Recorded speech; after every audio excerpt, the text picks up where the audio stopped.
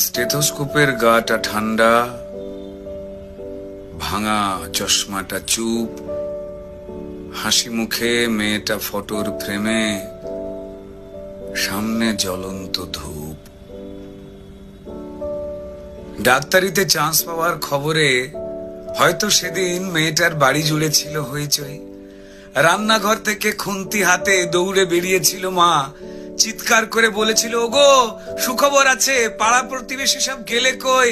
ওগো মেজ বৌদি শুনছো, মেয়ে তো ডাক্তারিতে চান্স পেল। এই রুনুর মা, আরে বাবা, আমার মেয়ের খবর তোমাদের কি কানে গেল? মেয়ে আমার আরজি করে ডাক্তার হতে চললো।